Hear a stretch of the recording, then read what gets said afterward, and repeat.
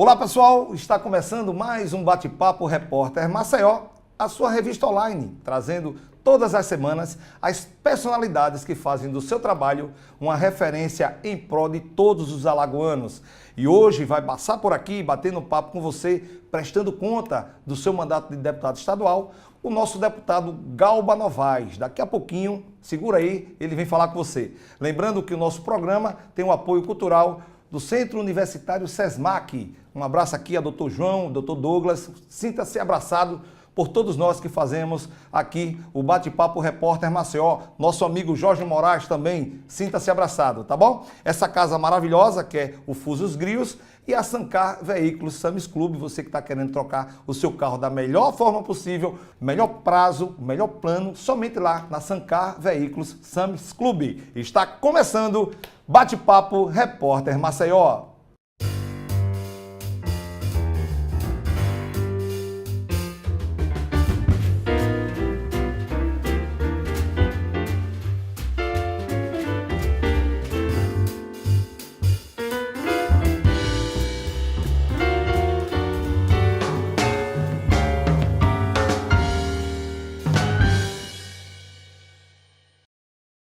Estamos de volta com o Bate-Papo Repórter Maceió, lembrando que o nosso programa tem o apoio cultural do SESMAC, aqui também dessa casa maravilhosa, Fusos Grios, e do Sames Clube, lá através da Sancar Veículos, que você que vai trocar seu carro, procura lá a equipe da Sancar. Melhores prazos, melhores planos, somente na Sancar Veículos. Hoje estamos recebendo uma pessoa que tem colaborado bastante com Alagoas, com os projetos aí do governador, e com certeza você vai saber um pouco dessa personalidade chamada Galba Novaes. Deputado Galba Novaes, no seu primeiro mandato, vem aqui prestar ao seu eleitorado uma satisfação e dizer quais os projetos que foram aprovados e aqueles que ele teve realmente dificuldade de aprová-los. Não sei como ele vai dizer aqui, mas só sei dizer que para nós que fazemos o Bate-Papo Repórter Maceió, é motivo de satisfação uma pessoa respeitada dentro da política de Alagoas vir aqui conversar com você. E aí você que está indeciso, ele também é pré-candidato a deputado estadual e vamos saber tudo dele. Seja bem-vindo, meu amigo Galba Novaes, deputado Galba Novaes, faça daqui a sua tribuna para que você possa prestar conta a todo o seu eleitorado do que foi o primeiro mandato do deputado estadual Galba Novaes. Ô Neto, só tenho que agradecer, para mim é uma satisfação imensa. É muito importante hoje que a rede social, ela nos proporciona isso, né? Dá a oportunidade de a gente fazer uma prestação de conta, de interagir com a sociedade, mostrar na realidade o trabalho que a gente desenvolve. Para a nossa política é a maior importância do mundo, porque às vezes as pessoas, como não tem tempo de ir ao parlamento, de frequentar a Assembleia Legislativa, tem essa oportunidade que hoje, como eu disse, as mídias sociais nos oferecem. Então, estou à sua disposição, à disposição da sociedade, para a gente debater aqui, interagir. A gente tem muito que conversar, Galba, porque você milita na política há muito tempo, você teve o seu pai, né, que também vinha desse braço da política na família, né, e traz você com a mesma linha política de se escapar dentro. E você começou como deputado, como vereador. Eu queria que você contasse um pouco para a gente qual é a trajetória de Galba Novaes na política. O primeiro mandato, eu vou fazer 23 anos, fiz 23 anos de mandato, né? O primeiro mandato foi em 96, eu fui candidato a vereador, né? Em 96 meu pai foi político, detentor de mandato durante 20 anos, né? Foi presidente da Câmara 3 vezes. Né, teve a oportunidade assim, de contribuir muito com a experiência que ele tinha, com a forma dele fazer política, que todos conheciam. Meu pai era uma pessoa muito, assim, um diplomata, uma pessoa muito dada, uma pessoa que viveu a vida toda, né, vendo o pai dele também, meu avô, fazer um trabalho social. E foi isso justamente que levou ele a ingressar na política. Então, quando ele deixou, em 1996, eu resolvi ser candidato. Inclusive, eu era de um ramo que você conhece muito, né? Eu tinha uma loja de carro, no tabuleiro de automóveis. E aí a gente resolveu entrar, né? Acho no sangue. O filho, quando a gente tem uma relação familiar muito grande, quando a gente tem aquela cumplicidade de relação com o pai, a gente procura sempre seguir. Às vezes, muita gente vê o filho de médico segue o caminho médico, o filho do advogado também. Nem todas as vezes. Às vezes o cara se desvia para outra profissão, porque está no sangue e ele fazia aquilo. Mas assim, como eu disse, eu tinha muita cumplicidade. Eu sou filho único de homem, são 4 mulheres e só eu de homem. Então essa relação foi estabelecida com meu pai e me fez me apaixonar pelas coisas que ele fazia, que ele praticava. Então quando ele era militar, eu queria ser militar. Quando ele passou a ser político, eu também comecei a criar aquela paixão pela política, né? E daí, em 96, fui candidato numa disputa acirrada, onde as pessoas até achavam, como não se fala muito nos poca-urna, né? Aí diziam, o Galbinho é candidato a vereador de Maceió, tal, é uma dificuldade. Mas nessa época você já naquela região do Tabuleiro ali? Sempre, nascido e criado. Para você ter ideia, por exemplo, eu nasci em casa. Quando eu conto a história, as pessoas às vezes ficam pensando, será que é verdade mesmo? Nasci com 5,8 kg de parto normal no Tabuleiro do Martins, em casa, com o parteiro, onde hoje é a fundação, onde hoje é o Instituto Galba Novaes. Aí eu peço, a dona Carmelita sofreu um bocado, de 5,8 kg de parto normal não é fácil. E uma coisa interessante, né, te contar, minha mãe teve 3 filhos num ano só, né? No dia 10 de janeiro de 1960, nasceu minha irmã, gêmea com meu irmão. No dia 24 de novembro do mesmo ano, eu nasci. Então, em 60, nasceram 3 filhos, né? Um irmão meu que faleceu, né? E a minha irmã Rosa Emília, que é a mais velha, que vive até hoje. Mas, no caso, para a política, só o Galba Novaes? Porque ficou o único homem naquela época, ainda existia um certo preconceito, sabe? Sempre existia um certo preconceito em relação às mulheres. As mulheres eram mais assim, recatadas, era mais tratada como se tivesse que ser a pessoa mais ligada à casa, família e tal. E o homem a gente que sempre foi... é uma coisa foi... natural da época, né? Da época é. Hoje não mais, né? Graças a Deus, né? Verdade, graças a Deus. Então, na realidade, entrei nesse mandato, em 96, e ganhei eleição pelo PSD. Foi o meu primeiro partido, e onde eu me elegi, e Davi Davino, que hoje continua vereador. Lá o Davi está no 6º mandato de vereador, né? Então me elegi em 96 com 2.000 votos. Em 2000, eu fui candidato à reeleição. Eu tive 5.000 votos. Eu mais do que dupliquei. Eu botei 150% de voto acima. Quando foi em 2004, eu fui o campeão de voto em Maceió. Inclusive, dei posse ao prefeito, porque o vereador mais votado, ele dá posse ao prefeito. Eu tive 11.700 votos para vereador, sendo o mais votado das capitais do Brasil. Ganhei em Brasília o título de campeão de voto, né? Então, para mim, é satisfação muito grande. Isso prova a sua crescida, né, do seu trabalho, né, a aprovação da sociedade. Exatamente. Teve mais. Em 2008, meu último mandato, eu tive 16.000 votos. Quase 16, 15.000 alguma coisa, eu arredondo. Como de 2000, quando eu falei, eu tive 2.200, eu baixei um pouquinho, agora estou subindo um pouquinho, 15.700, 16.000. Então, quer dizer, 2005, 11, 16. Então, mostrou e para deputado tive 27.000 votos. 26.832. Eu gosto muito 27. De falar. Tanto é que o meu número sempre foi redondo. Uhum. Vai arredondar para 27. Agora, Galba, eu pergunto a você, você que vem de um berço, de uma família extremamente unida, né, conheço um pouco da sua história. O que é uma pessoa com o coração que você tem, uma pessoa de igreja, eu sei que você o é, conviver no meio de muitos leões? Porque também tem muita gente boa, né? Mas tem muitos leões, né, na política. Como é que você consegue driblar isso e conseguir se manter na política até hoje? Porque, por exemplo, existe um político, eu não vou nem citar o nome, que quando ele se deparou com a parte política, ele falou, rapaz, isso aqui não dá para mim não. E pegou e entregou o cargo ao partido, né, e não quis ser político, não dava para ele.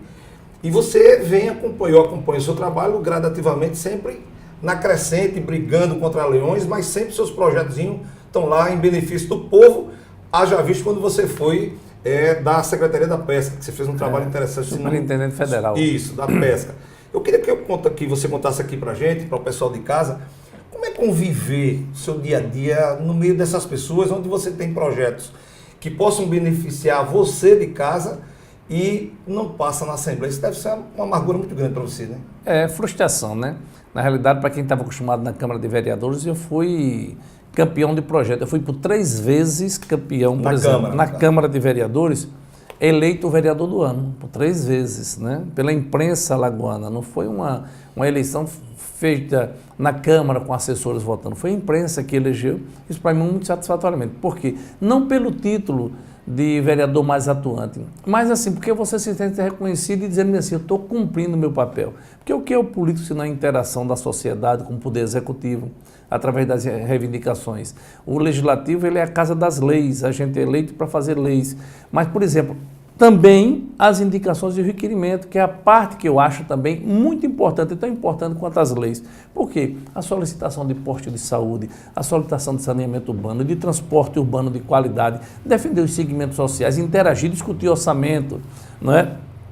Com a sociedade, e que eu me sinto muito à vontade de dizer, fui eu que estabeleci as audiências públicas, né, nos bairros de Maceió. Fui eu que criei o Parlamento na Praça. Eu levava a Câmara de Vereadores na última quinta-feira do mês, numa sessão deliberativa nas praças de Maceió, e transmitia isso ao vivo para todo o Brasil.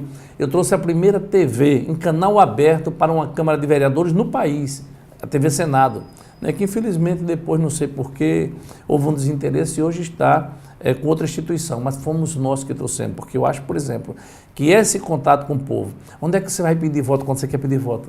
Não é na rua, não é com o povo?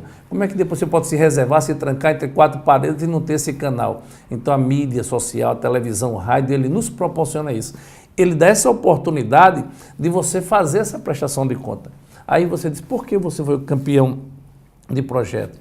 Projeto do orçamento impositivo para discutir, por exemplo, o que é aprovado no orçamento, o Poder Executivo tem a obrigação, a obrigatoriedade de colocar em prática. O orçamento era nada mais, nada menos que uma peça fictícia. Você aprovava 1 bilhão e 100 milhões de orçamento, certo? De um trabalho, discutir a lei de diretriz orçamentária, propor emendas para a lei de diretriz orçamentária, depois discutir o orçamento com a sociedade ia lá e opinava. Eu quero que faça isso, eu quero a construção da creche, eu quero a construção do hospital, eu quero saneamento urbano, eu quero que melhore o transporte. É tipo uma gestão participativa. Né? E o prefeito não cumpria isso depois. O prefeito não realizava aquilo que foi decidido pelo Poder Legislativo, que é o poder mais representativo de uma sociedade. Verdade. O Poder Executivo, ele é o que executa, ele é que tem a força, que comanda o dinheiro, mas ele não tem tanta participação efetiva da sociedade como tem o Legislativo. Porque mesmo que um prefeito, quando se elege, se ele se eleger com 80% dos votos, 20% foi contra. Se acontecer isso, que é muito difícil, o Poder Legislativo não, todas as facções políticas estão lá representadas, todas as filosofias de pensamento estão lá representadas, de esquerda, de direita, de centro-esquerda, ou seja, todas as facções. Então, por isso que é o poder mais representativo. É por isso que é o poder que tem poder único, certo? Na hora de caçar um chefe do executivo, não é justiça. Quer dizer, a justiça caçou fulano. A justiça caça quando é problema eleitoral, certo? Mas só quem tira mandato de executivo é o poder legislativo, que é uma representatividade. Você pode até perder o mandato por ter sido condenado, ter seu direito a ser privativo a sua liberdade, você ser condenado pela sua ausência. Mas o poder, prerrogativa de tirar o mandato no Poder Executivo, só o Poder Legislativo. Por isso que a sociedade ela se sente representada. Congresso Nacional, para a gente ter uma ideia, por exemplo, quem representa o povo no Congresso Nacional? A Câmara Federal. O que é que o Senado representa? O Senado representa o Estado. Nosso país ele tem o poder bicameral, Senado e Câmara Federal. Quando o presidente se afasta, que o vice-presidente se afasta, não é o presidente do Congresso Nacional que assume a presidência, é o presidente da Câmara Federal. Na ausência dele, aí sim, vai para o Senado que representa, na realidade, os estados e não o povo. Então, é esse entendimento. Quando eu digo, às vezes, a pessoa diz assim, eu quero ser candidato a vereador, a deputado, qualquer coisa. Eu digo, é muito bom que a gente sim se interesse a participar efetivamente, a didaticamente, pedagogicamente, entender o que é o Poder Legislativo. Para não querer estar lá, por exemplo, eu sou vereador, ou eu estou vereador. Sim, mas o que é que faz um vereador? E você não sabe explicar o que é que faz. Então, a importância disso é tão grande que eu criei a Escola Legislativa na Câmara Municipal de Maceió e botei o nome de Tobias Granja, um saudoso advogado que muito lutou pelos direitos da sociedade alagoana. Então, foram muitas coisas. Além de a gente criar esse Parlamento na Praça, onde eu trouxe, na época, o presidente da Câmara de São Paulo, ele levou a nossa ideia daqui, ele levou para São Paulo, né? Porque achou uma coisa muito interessante. Demos até uma comenda a ele, lá no conjunto Osman Loureiro, lá no Tabuleiro, fazendo uma transmissão ao vivo para todo o Brasil. Nós fizemos isso ao Policineto, que hoje é vereador lá, um vereador muito competente, por sinal. Então, é essa relação, é isso que a gente tem que entender, porque às vezes as pessoas querem o poder pelo poder. E isso que dificulta, Neto. É essa decepção quando a gente colocou, eu falei tanto assim para mostrar a você, que às vezes a gente vai com tanta força, com tanta ânsia, vontade de ver as coisas realizadas, e quando vem uma frustração, aquilo é verdade. Você falou que eu era uma pessoa ligada à igreja, e pouca gente sabe disso. É verdade. Agora, por quê? Porque eu não ando pregando o nome de Deus em vão. E também você não usa a igreja, né, para poder Fernando Mendes, Neto, diz uma coisa muito interessante. Ele diz, não adianta a igreja rezar e fazer tudo errado. Você quer a frente das coisas olhando de lado. Quando você vê alguém falar muito no nome de Deus e fazer aquelas encenações, corra. É verdade. Corra porque está usando. O nome de Deus não é para ser usando em vão, não. O nome de Deus, ele tem que estar na sua fé. Não, e Deus na fala, sua crença. E na Bíblia diz, né? Dê com a mão e que a outra não veja. Então, essas benevolências em nome de Deus na política, eu acho que não é muito bem visto pela sociedade, eu acho. A opinião até minha. Exatamente. Tá? Mas vamos lá, você falou da sua performance como vereador. Eu queria pular agora para esse seu novo desafio, que foi um desafio interessante, e você já começa com 27 mil votos. Quer dizer, isso é sinal de que o seu trabalho e tudo isso que você relata para a gente já lhe faculta a subir um grande degrau. Mas antes de chegar lá, eu lembro que você participou de uma eleição, eu diria que você ali foi um momento interessante da sua vida, que foi um desafio para prefeito. Exatamente. Ali foi um desafio imenso para a sua carreira política. Exatamente. Não foi? Eu tinha feito, por exemplo, como eu disse, o seu orçamento positivo, a lei que estabelece a jornada integral de ensino, ou seja, que o município tem a obrigatoriedade de implantar a escola em tempo integral, que até hoje eu lamento muito, que a prefeitura, o governo municipal não fez isso. O governador Renan Filho tem dado um exemplo fantástico, né? 50 escolas em tempo integral, quer dizer, em 4 anos, se você botar 48 meses, é uma média de mais de uma por mês. Né? E nós só estamos com 36 meses. Tem uma parceria muito forte com ele. Depois a gente vai conversar um pouco sobre o E só temos 36 meses de governador fazendo isso. Então, a escola em tempo integral é redenção. Porque de todas as políticas, né, a mais importante é a educação. Você veja, eu sempre cito esse caso. O Japão, na Segunda Guerra Mundial, ele teve 2 cidades mais importantes, Hiroshima e Nagasaki, totalmente bombardeada pelas bombas atômicas dos Estados Unidos. Uma destruição total dessas cidades. O que foi que o Japão fez? E olha que o Japão é uma ilha. O Japão não tem solo bom para agricultura. Enfrenta uma série de adversidades em termos de intempéries do tempo. Muita coisa. O Japão investiu na educação. Criou 5 mil escolas, criou 50 universidades. E com isso investiu na educação e se tornou a 2ª potência mundial depois dos Estados Unidos. Ora, como é que você tem um país que é uma ilha, isolado, né, do mundo e se destacou tanto assim? A Coreia do Sul fez de lá para cá, até que eles têm as semelhanças, a mesma coisa, certo? E até, por exemplo, hoje se discute, por exemplo, se junta os PhDs da Coreia do Sul para discutir projetos e questões científicas. Então, a Finlândia, a Noruega, todos os países que investiram em educação. No campo da administração, a gente fala isso é foco em pessoas. Né? Foco, no caso do Japão, foi foco integralmente nas pessoas. Né? Exatamente. E eu acho que é isso onde você quer chegar. Quero chegar. Né? Porque, por exemplo, aí fez isso, se tornou isso aí. Vou citar um exemplo do Brasil. Tem uma cidade no norte do Paraná chamada Pato Branco, certo? É uma cidade do Alceni Guerra, que foi ministro já de Estado, foi prefeito.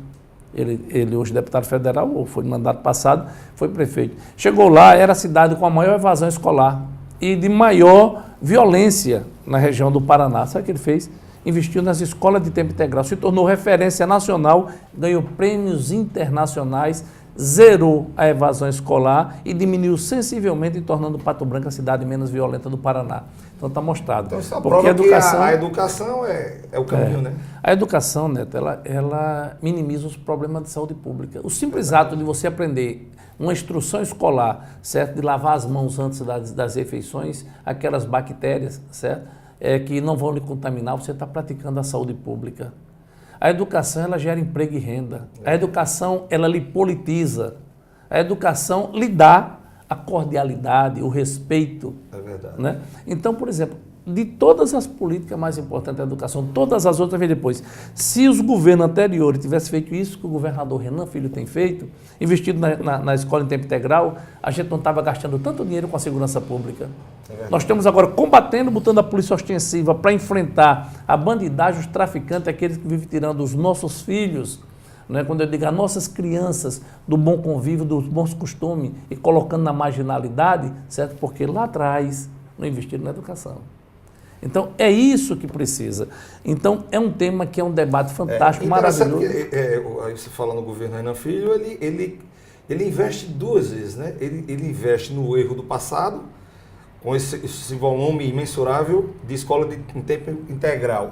E ao mesmo tempo ele faz um trabalho fantástico de políticas públicas no sentido da segurança pública. Segurança, né? A implantação do Centro Integrado de Segurança Pública, o CISP, né? 24 horas. Né? Você tem um município com dois policiais militares, hoje você tem 17 policiais, hoje você tem 3 viaturas, hoje você tem a Polícia Judiciária 24 horas por dia. Isso é um grande investimento. Que eu disse uma vez, quando eu fui inaugurar o CISP com ele, aí até ele ficou surpreso, pensou que eu ia fazer uma crítica. Eu digo, eu estou muito triste por estar inaugurando aqui hoje um centro integrado de segurança pública. Aí ele olhou assim, eu digo, porque eu queria na realidade estar inaugurando uma escola em tempo integral, mas não deixaram que você fizesse isso. Porque se tivessem cuidado da educação lá atrás, você não estava precisando inaugurar tantos e tantos CISP e investindo tanto na segurança pública, que é necessário hoje. Mas poderia ele investir muito mais na educação desses recursos que estão sendo aplicados. Mas ele, para combater a marginalidade e dar proteção à nossa sociedade, ele está investindo na segurança maciçamente. Então, Neto, são essas coisas assim que a gente, como um parlamentar, vê um gestor, vê um executivo fazer, que diz a gente diz, nós estamos sendo bem administrados, nós temos um gestor. E eu queria deixar esse registro aqui, nós estamos tocando em relação ao parlamento, mas queria deixar esse registro aqui ao nosso governador, porque ele está de parabéns pelas ações que ele vem fazendo. Na realidade, até as pesquisas, né, como pré-candidato à reeleição, já coloca numa situação extremamente favorável aos demais candidatos. Eu queria saber um pouco do Galba Novaes, Assembleia Legislativa.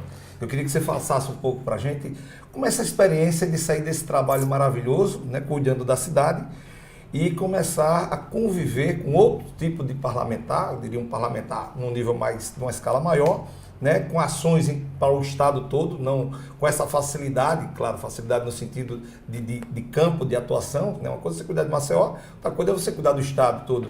E como é que você sentiu alguma diferença? O que é que até hoje, depois de 3 anos, ainda deixa você um pouco amargurado? E eu vou fazer uma pergunta a você interessante, Galba. O que é que você não fez que você se arrependeu nesse mandato? Neto, de arrependimento não. A frustração ela não pode lhe causar arrependimento, porque a frustração é você ter um objetivo, certo, que quer alcançá-lo, né? E principalmente quando esse objetivo não é para tirar proveito próprio, é para uma coletividade, que é um sonho, certo? E você tem aquilo ali emperrado, entendeu? Você tem aquilo postergado, você tem aquilo castrado. É ceifado, né? Eu acho que é um termo. É ceifado. Exatamente. Aquilo que é para o povo, né? Que seria porque o que acontece? Eu fiz a lei do 13º salário no dia do aniversário do servidor no município. Que eu gosto muito de dizer, se eu não tivesse dito de onde eu tinha trazido, as pessoas pensavam que tinha sido uma ideia própria minha. E eu gosto muito de dizer que quem me deu esse projeto foi o ex-governador e senador Iris Rezende. Eu tive fazendo uma visita em Goiás, né, mais precisamente na capital goiana, e eu fui fazer, eu e Robinho Calheiros, tio do governador. Robinho era vereador conosco. Aí a gente foi fazer essa visita e o Iris Rezende foi mostrar, estava a inauguração do Paço lá público, o Paço Municipal, e ele foi me mostrar as obras que fez e tal. E aí eu perguntei, eu disse, sou prefeito, ele era prefeito de Goiânia. O prefeito, o que foi que o senhor fez pelo funcionário público municipal? Ele disse, eu fiz uma lei interessante. Eu fiz uma lei que ela estabelece o pagamento do 13º do servidor no mês do aniversário. Eu digo, oh, parabéns, que coisa boa, tal. Isso é muito interessante. O senhor pode me dar esse projeto para levar para a Maceió? Ele disse, você me deu. Aí o projeto estabelecia, torna-se obrigatório o pagamento do servidor público municipal no mês do aniversário. Aí eu trouxe para Maceió. Aí eu botei no dia do aniversário. Aí eu estendi isso, coloquei que era facultativo. No dia do aniversário, o servidor ia trabalhar para poder comemorar. Claro. E coloquei também para os cargos comissionados. Até a procuradoria disse assim, como cargo comissionado? E se o cara for ser demitido amanhã e receber o 13º? Mas aí era proporcional. Se você completava ano no mês de abril e você era comissionado, você recebia 4 meses do seu salário. Os outros 8 meses ficava como resíduo para você receber em dezembro. Se você é efetivo, que tem o vínculo empregatício, que você é regido por um sistema, de um regimento, do Estatuto do Funcionário Público, que é chamado estatutário, você recebia o ano todo, sem problema. Porque o estatutário ele pode até falecer, o direito líquido e certo dele, dos dependentes, de pensionista, de tudo. E coloquei isso e a Câmara de Vereadores, quando dava, por exemplo, eu depositava o mês de janeiro. Já naquele mês de janeiro, eu já depositava o salário de todos que completavam ano no mês de fevereiro. E assim recebia. E ainda hoje é lei. A prefeitura paga, mas a prefeitura comete até, pode-se dizer bem assim, uma irregularidade. A lei diz que o 13º tem que ser pago no dia do aniversário do servidor. ela paga no mês, no final do mês. A Câmara paga no dia. E diz também que o carro comissionado tem que receber dessa forma. Então a prefeitura, na realidade, ela está em regulamento e cumprindo. Cumpre mais, cumpre em parte. Então eu levei essa ideia para a Assembleia Legislativa. Eu fiz a lei foi aprovada, foi sancionada e é lei há 12 anos. Levei para a Assembleia Legislativa. No primeiro dia, foi o primeiro projeto. Até hoje não chegou no plenário. Foi para a comissão, deram parecer contrário, dizendo que era inconstitucional. Olha, inconstitucionalidade... Isso já foi aprovado na Câmara, porque... E aprovado em Goiás. E já foi aprovado. E aprovado... Já tem um parecer que pode ser... E aprovado em mais 72 municípios no estado de Alagoas que tem que fazer isso. Tudo partiu daqui de mim e, logicamente, os outros incorporaram, que é muito bom. Eu trouxe o Iris Rezende e as pessoas também copiaram aquilo que eu trouxe para cá. E por que isso é inconstitucional na Assembleia Legislativa? Quer dizer, beneficiamos 20 mil servidores direto, certo? Se fosse para o Estado, seriam quase 100 mil servidores beneficiados. Aí você diz, qual a importância do 13º? Às vezes tu estás no cheque especial. Aí tu ganha 5 mil reais, está devendo 3 cheques especial. Aí vai dizer, quando chegar no final do ano, que eu receber meu 10º, eu vou pagar essa dívida. Aí esse juro de 3 mil até o final do ano. É verdade. Aí se você recebe o 10º, se você quiser, paga o seu cheque especial. Se livra, né? Geralmente entra a questão do crédito consignado, que na minha opinião isso devia ser proibido por lei. Isso é uma opinião minha. Se eu não nunca vi tanta gente endividada por causa desse crédito consignado. Exatamente. Se não está devendo cheque especial, aí diz, eu vou pegar esse dinheiro e fazer, sabe o quê? Eu vou botar na poupança. 1%, 0,5% ao mês. Aí o 13º que você receber 5 mil, se você botar em fevereiro, vai receber 5% a mais, ó, mais de 250 reais, ó, porque vai ter lá depositado. Aí disseram, eu também não quero fazer isso. Eu vou, sabe o quê? Eu vou comemorar, meu irmão, que eu estava liso, meu aniversário, eu não tinha dinheiro. Vou tomar uma e vou gastar o dinheiro. Você entendeu? É verdade. Então, isso quer é um projeto dizer, interessante. muito interessante. Que eu acho bom você, no caso, eu não tenho dúvida que você vai para as ruas, né, tentar como pré-candidato a sua reeleição para deputado estadual.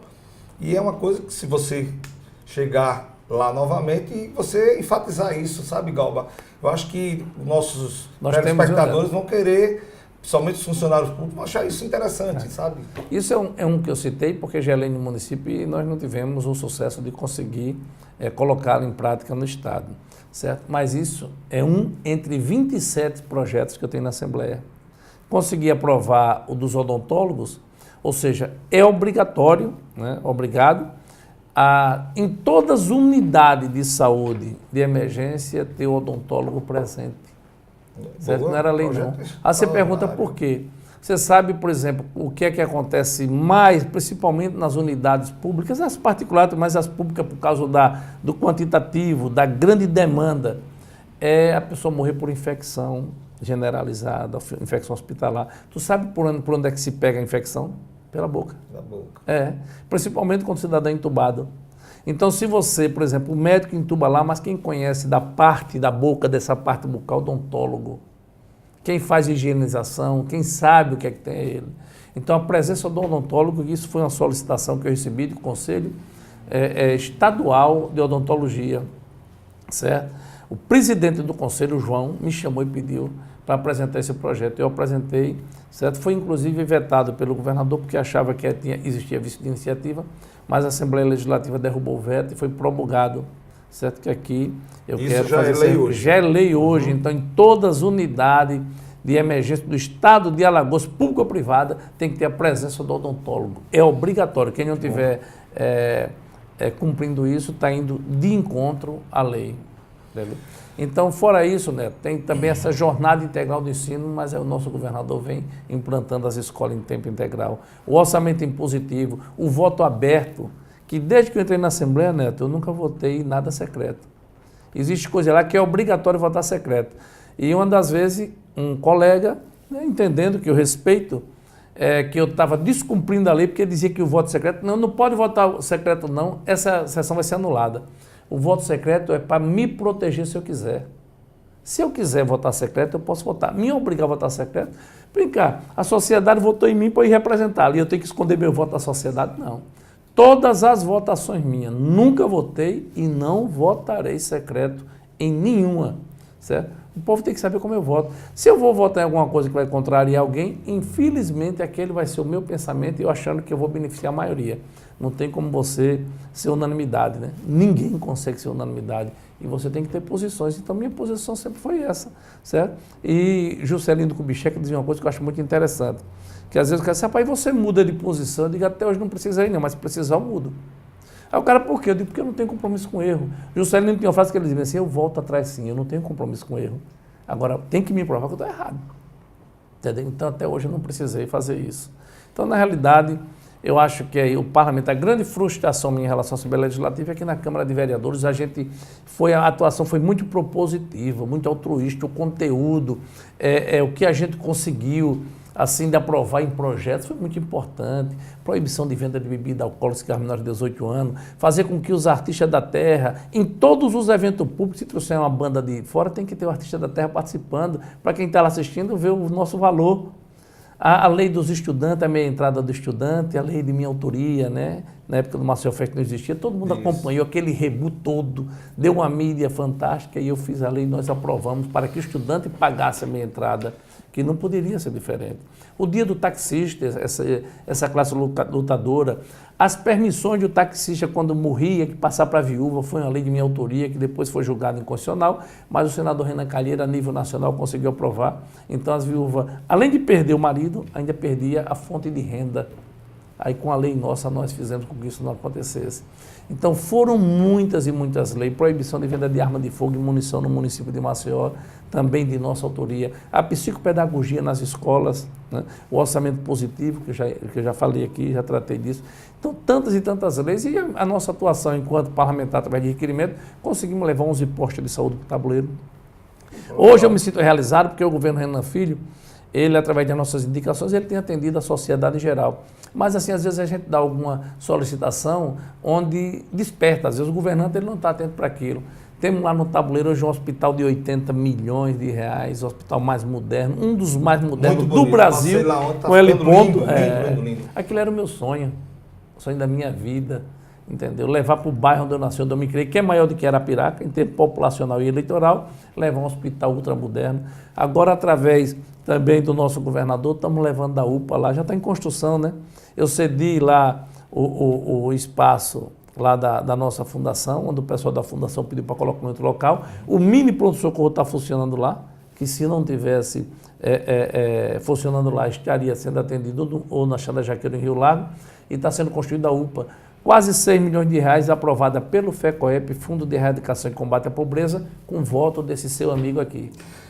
Pessoal, vocês estão conhecendo um pouco do trabalho do deputado estadual, esse cara batalhador, Galba Novaes, prestando conta do seu trabalho durante esses 4 anos, né, como deputado. E aí você que está indeciso, ele é um pré-candidato à reeleição, você tira a sua análise aí se realmente ele merece ser reconduzido para a casa de Tavares Bastos. Eu quero agradecer a sua presença, mas só rapidinho, sobra tempo para a família, Galba? Sobra tempo, deixa eu dizer. Casado, a gente tem as paixões filho, da vida. Tenho 4 filhos e 4 netos, graças a Deus, né? Um, inclusive, é vereador por Maceió, vereador Galba Neto, que tem me orgulhado muito. Todo filho é apaixonado que pelo pai. Está no PROCON hoje, né, Galba? Está no PROCON. Mas, assim, por exemplo, você reconhecer, eu acho que um filho fica muito satisfeito de ter o reconhecimento da sociedade, mas fica também satisfeito quando tem o reconhecimento da família e do pai, porque as críticas construtivas têm que ser feitas. Então, o vereador Galba Neto, que hoje está à frente do PROCON da presidência, tem me surpreendido positivamente. Ele tem feito um trabalho brilhante. Ele sempre diz a mim, pai, o trabalho tem que ser pedagógico, a gente tem que instruir a sociedade. Nós não estamos lá para penalizar ninguém. Nós estamos lá para o povo se sentir respeitado enquanto consumidor. Quando a gente vê que alguém está errando, a gente vai lá e diz, meu amigo, tu estás errado, vamos fazer assim, assim, assim. Se o cara reincidir, aí sim, vai para as penalidades e o rigor da lei. Mas o trabalho pedagógico é muito mais importante. Eu disse a ele, parabéns. Né? É isso uma sociedade evoluída, uma sociedade altruísta, ela trabalha desse jeito, dessa forma. Então, eu me orgulho muito, entendeu? Como vereador, foi ele que, inclusive, fez aquele projeto para acabar com aquela verba de enxoval, que era de 30 mil, né, por ano, os vereadores. Foi o único que não recebeu. Entendeu? Até o pessoal disse, quando você era vereador, recebeu? Eu digo, recebi. Porque as coisas dentro, o pessoal às vezes fica querendo ver se me pega em alguma situação. Não, meu amigo, aí, errei, pode esperar pela desculpa e pelo perdão. Entendeu? Porque reconheço entendeu? Sem problema nenhum. O que não pode é eu dizer uma coisa aqui e amanhã você pega na mentira. Eu dizia na minha eleição de deputado passada, se eu for deputado, eu não vou receber o salário de deputado. Não recebo até hoje. E alguns dizem, mas é porque ele é procurador e recebe. Sim, eu sou procurador, você tem um salário meu, funcionário estatutário, que eu tenho direito de receber. E que a Constituição Estadual não ampara, não. Ela obriga você a receber, ela não dá o direito de fazer opção. Mas eu fui para a Justiça. Doutor Helliston, depois de uma demanda judicial, me deu o direito de receber meu salário de procurador e a Assembleia Legislativa só paga 26 deputados, né? Certo? Dizendo, deixando bem claro, que nenhum está recebendo irregulamento, não. Direito e é salário. Só que eu fiz essa opção minha para mostrar que a gente podia ser. Claro, claro. E o meu salário de procurador não era maior do que o de deputado, não, porque alguém às vezes fica pensando, né? Está recebendo mais, entendeu? E não tem segredo de dizer não, viu? Quando eu assumi o salário era 13 e o de deputado era 20. Só isso. Só isso. Galbinha, eu quero, em nome de todos nós que fazemos o Bate-Papo Repórter Maceió, deixar o programa sempre aberto para você. Eu quero esticar o convite a todos os deputados estaduais do estado de Alagoas, as suas assessorias de comunicação, faça a mesma coisa que o Galba Novaes, deputado, fez, procurou o Bate-Papo Repórter Maceió para que possa vir aqui falar com vocês, mostrar tudo isso. Falou como vereador, o que fez os projetos, agora também vereador aí como deputado estadual, os projetos que foram aprovados, a sua parceria com o governo do estado. Então assim, você, mais uma vez eu digo, né, que está aí na dúvida, faça a sua análise e nós desejamos a você também toda a sorte do mundo para que possamos depois conversar muito mais aqui no nosso bate-papo, né? Como eu falei, o convite está também estendido a todos os deputados, vereadores, prefeito, enfim, vocês têm assessoria de comunicação de vocês, nós estamos aqui abertos para qualquer um, não escolhemos partido, muito menos lado, o programa é democrático, o objetivo nosso é a informação, tá bom? Obrigado, Galbinha, conte sempre com a gente. Posso agradecer? Pode sim. Eu queria agradecer a todos vocês, né, todas as pessoas que estão nos vendo aqui agora e dizer uma coisa muito importante. Eu sou pré-candidato a deputado estadual só a partir do dia 5, com a aprovação das convenções e quando a lei eleitoral estabelecer que a gente pode pedir voto. Mas eu queria deixar um lembrete para a sociedade, entendeu? Valoriza, vê quem merece receber teu voto quando tu for escolher. Não vende o voto, não. O voto, quem vende voto tem consequência e muito grave. É verdade. Quando a gente diz bem assim, o político é ladrão. E quem é que vota? Todos que estão nos parlamentos, todos que estão nos parlamentos, certo? Foram votados legitimamente. Agora, a forma como fez para conseguir esse voto, cabe a você dar não aos compradores de voto. Obrigado, Galbinha. Conte sempre com a gente aqui. Lembrando, pessoal, que o nosso programa tem o apoio cultural do Centro de Estudos Superiores de Maceió, SESMAC, dessa casa fantástica aqui, o Fusos Grilos, e da Sancar Veículos Sam's Club. Fica aqui encerrando mais um Bate-Papo Repórter Maceió, na certeza de reencontrá-los no futuro bem próximo. Um grande abraço e até o próximo programa.